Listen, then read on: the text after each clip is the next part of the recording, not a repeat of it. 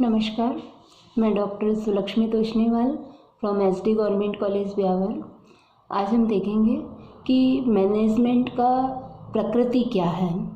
तो जो प्रबंध के विचारक हैं उन्होंने मैनेजमेंट को जैसा समझा, जैसा उन्होंने अनुभव किया, उस हिसाब से उन्होंने प्रबंध की प्रकृति के बारे में अपना विचार प्रस्तुत किए। अब हम उन्हीं का जो अध्ययन है, जो अलग अलग विचारकों ने प्रस्तुत किया है, उसी अध्ययन को अपन सम्मिलित रूप से देखेंगे कि कुल मिलाकर के अपने निष्कर्ष रूप में अपने सामने क्या सामने आया है। तो सबसे पहले अपन देखते हैं कि प्रबंध कला है अथवा विज्ञान।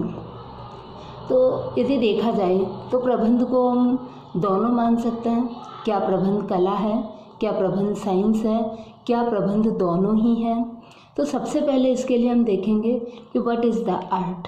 तो आपने आर्ट देखा होगा कि जब भी अपन कोई कार्य करते हैं तो उस कार्य को करते समय एक निश्चित स्किल की ज़रूरत होती है, और उस स्किल के हिसाब से यदि कोई कार्य को किया जाता है तो वो कार्य ज़्यादा अच्छा हो सकता है। तो हम कह सकते हैं कि जो सर्टेन नॉलेज है, उसकी स्टडी है, अनुभव है, और जो चातुर्य है, और कुछ प्रिंसिपल्स का पालन करते हुए उन सब चीज़ों को जब प्रैक्टिकली काम में लिया जाता है और उससे अपने जो इच्छित परिणाम है उसको प्राप्त करने के लिए जब कोई कार्य किया जाता है तो उसे हम कला कहते हैं। तो इस तरह से हम कह सकते हैं कि कला के द्वारा अपने जो डिज़ायर्ड रिजल्ट है उनको प्राप्त करने के लिए कार्य किया जाता है, और उसके लिए किसी व्यक्ति में क्रिएटिविटी का होना ज़रूरी है, क्योंकि जब कला जहाँ है वहाँ क्रिएटिविटी आवश्यक है।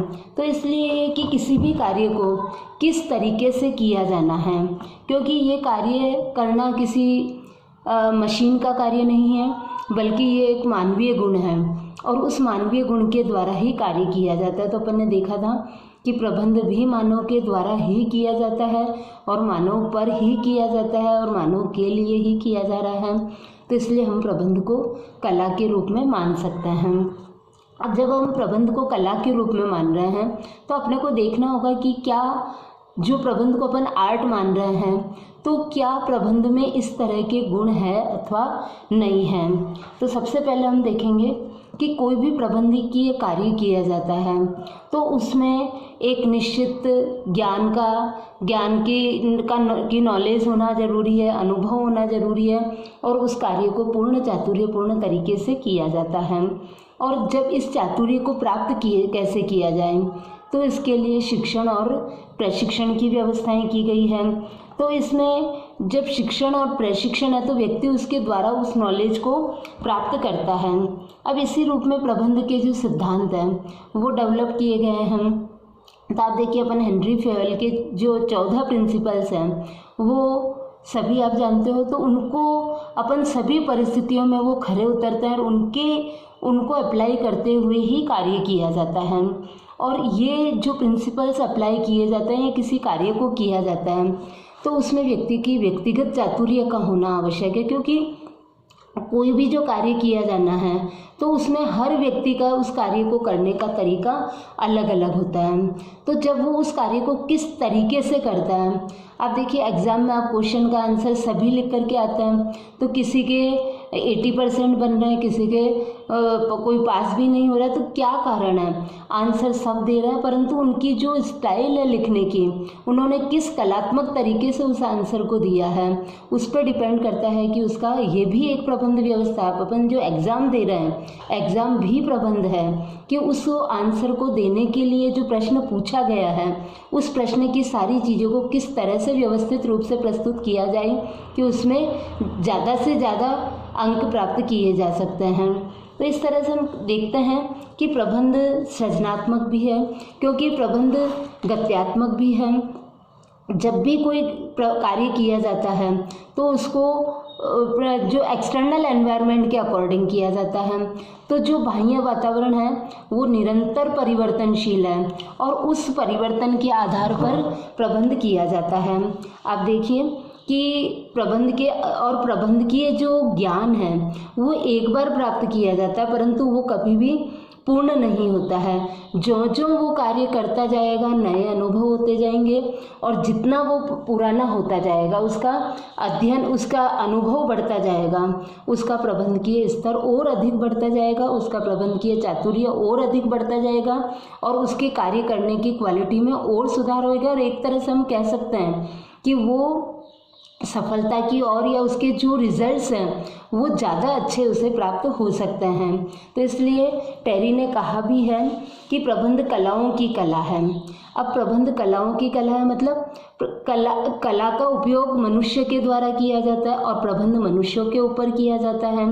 तो इसलिए हम कह सकते हैं कि मनुष्यों के से कोई कार्य करवाना अपने आप में एक कला है। तो इसलिए ये प्रबंध को हम कला कह सकते हैं, क्योंकि ये मानवीय कौशल को ऑर्गेनाइज करती है, और ऑर्गेनाइज ही केवल नहीं करती है बल्कि उसका ऑर्गेनाइज इसलिए करती है कि उसको वापस उपयोग भी करना है। तो इसलिए हम कह सकते हैं कि प्रबंध कला है। अब इसका दूसरा एस्पेक्ट आता है कि क्या प्रबंध विज्ञान है। तो हम प्रबंध के लिए यदि दो तरह के विज्ञान देख सकते हैं कि एक तो होता है प्योर साइंस और दूसरा होता है अप्लाइड साइंस। तो जो प्योर साइंस है उसके सिद्धांत बहुत ज़्यादा खरे होते हैं और कठोर होते हैं। तो जैसे भौतिक विज्ञान है, रसायन विज्ञान है, तो इनके सिद्धांत बिल्कुल कड़े हैं कि हर परिस्थिति में जो सिद्धांत के रिजल्ट है वो ही रहेंगे, इसमें कोई परिवर्तन नहीं आएगा।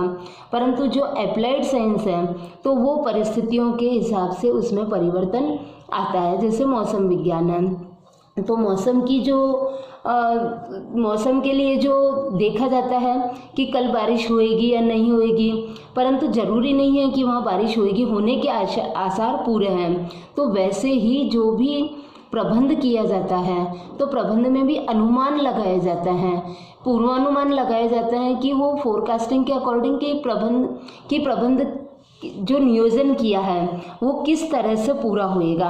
परंतु अपन ये नहीं कह सकते हैं कि वो बिल्कुल उसी तरह से पूरा होएगा, क्योंकि प्रबंध, आपको मैंने पहले भी बताया था वीडियोज़ में कि प्रबंध हमेशा बाह्य वातावरण के साथ में कार्य करता है, और बाह्य वातावरण पूर्णतः परिवर्तनशील होता है। तो उसमें जितना परिवर्तन होता जाएगा प्रबंध को भी जो उसके पूर्वानुमान है कभी सत्य साबित हो जाएंगे, कभी उसको कई सारी चैलेंजेस का सामना करना पड़ेगा। तो इस तरह से हम इसको अप्लाइड साइंस के रूप में मान सकते हैं। अब अपन देखते हैं कि प्रबंध को क्या विज्ञान माना जा सकता है, क्या प्रबंध के सिद्धांत विज्ञान के आधार पर खरे उतरते हैं। तो हम देख सकते हैं कि उसको व्यावहारिक विज्ञान के रूप में तो अप्लाइड किया जा सकता है, परंतु शुद्ध विज्ञान के रूप में उसे लागू नहीं किया जा सकता है, क्योंकि प्रबंध में सर्वमान्य मान्यताओं का अभाव है। क्योंकि प्रबंध हर विचारक अपने हिसाब से इसके विचार दिए हैं, और जो समय काल और परिस्थिति के हिसाब से जो प्रबंध की परिस्थितियां हैं प्रबंध करने की वो बदलती जा रही है, और साथ ही प्रयोग एवं परीक्षण का अभाव है, क्योंकि हर विज्ञान की प्रयोगशाला हो सकती है परंतु प्रबंध की कहीं भी कोई लेबोरेटरी नहीं हो सकती है। प्रबंध की लेबोरेटरी केवल और केवल पूरा संसार है, और उसमें रहने वाले मानव हैं। और आप सभी को मालूम है कि मानव का स्वभाव पूर्णतः परिवर्तनशील है। आज वो जिस चीज़ को बहुत पसंद कर रहा है वो कल उसी चीज़ को बिल्कुल पसंद नहीं करेगा। आप फैशन के मामले में देख सकते हैं कि आज जो चीज़ फैशन के मामले में बिल्कुल लेटेस्ट है, परंतु कुछ साल कुछ महीने बाद में वो चीज़ बिल्कुल फैशन से हट जाती है, आउट हो जाती है। तो इस कंडीशन में हम कह सकते हैं कि प्रबंध का ऊपर परीक्षण करना और उसके ऊपर प्रयोग करना सबसे कठिन कार्य है, इसलिए वो शुद्ध विज्ञान की कैटेगरी में नहीं आती है। इसी तरह से जो प्रयोग किए जाते हैं या सर्वे जिसको बोलते हैं, सर्वे जो किए जाते हैं, तो सर्वे के जो रिजल्ट्स हैं तो उनको अपन अचूक परिणाम के रूप में काम में नहीं ले सकते हैं, उनको अपन मान करके उसके आधार पर डिसीजंस ले सकते हैं। इसी तरह से हम देखेंगे कि प्रबंध के सर्वमान्य सिद्धांतों का भी अभाव है। हालांकि मैंने आपको बताया था कि हेनरी फेवल के 14 सिद्धांत सभी स्थानों पर अप्लाई होते हैं, परंतु उन सिद्धांतों को भी अपने हिसाब से अप्लाई करना होता है कि उस परिस्थिति में इसको किस तरह से लागू किया जाए तो ये सिद्धांत खरा उतर सकता है। और सिद्धांतों की सार्वभौमिकता भी होनी चाहिए। तो यूनिवर्सलिटी जो है, तो हालांकि सब सिद्धांत है कि वो चाहे किसी भी देश में किए जाए, किसी भी वातावरण में किए जाए, किसी भी इंडस्ट्री में किए जाए, किसी भी स्थल पर किए जाए, परंतु वो खरे उतरते हैं। परंतु अपन प्रबंध के सिद्धांतों को इसके साथ में फ्लेक्सिबल भी रखा गया है, क्योंकि मैंने आपको बताया था पहले भी कि ये क्योंकि मनुष्य के ऊपर लागू किए जाते हैं और मनुष्य का स्वभाव निरंतर परिवर्तनशील है, इसलिए इनको लोशील रखना आवश्यक है। केवल इनको मार्गदर्शक तत्वों के रूप में काम में लिया जाता है। और इसी तरह से अध्ययन इसका व्यक्तिपरक है, क्योंकि वस्तुओं पर इसका अध्ययन नहीं किया जा रहा है, बल्कि सब्जेक्टिव रूप में इसका अध्ययन किया जा रहा है और ये अनेक विषयों से प्रभावित होता है। जो प्रबंध का अध्ययन है उसमें समाजशास्त्र है, इकोनॉमिक्स है, पॉलिटिकल साइंस है, साइकोलॉजी, मतलब सारे जो विषय हैं वो इसमें इंक्लूड हो जाते हैं। तो उनको यदि इंक्लूड किया है तो ही प्रबंध का सर्वे सही जाएगा, अन्यथा वो सही नहीं जाएगा। तो इस तरह से हम कह सकते हैं कि प्रबंध विज्ञान तो है, परंतु वो जैसे विज्ञान जैसा कठोर विज्ञान नहीं है, परंतु इसको अपन सरल विज्ञान के रूप में कह सकते हैं। तो अब कुल मिलाकर के हम कह सकते हैं कि प्रबंध कला भी है, विज्ञान भी है, परंतु एक सरल विज्ञान है। और एक तरह से हम कह सकते हैं कि कला और विज्ञान दोनों का ये सम्मिश्रण है। और प्रबंध अपन कह सकते हैं कि प्रबंध करना स्वयं में ही एक कला है और वो आवश्यक है। और प्रबंध एक तरह से हम कह सकते हैं कि कला और विज्ञान दोनों एक गाड़ी के दो पहिए हैं और दोनों एक दूसरे के पूरक हैं। इसलिए प्रबंध कला और विज्ञान दोनों के रूप में है और दोनों का एक संगम है। और क्रमबद्ध रूप से ये विज्ञान का भी अध्ययन है और चतुराई से प्रबंध व्यवस्था को करना होता है, परिस्थितियों को देखना होता है। जो अपने सामने जो भी प्रॉब्लम्स, चुनौतियाँ आई हैं, उन चुनौतियों का सामना पूर्णतः कलात्मक तरीके से, चातुर्य से करना होता है। इसलिए हम प्रबंध को कला के रूप में कह सकते हैं। Thank you.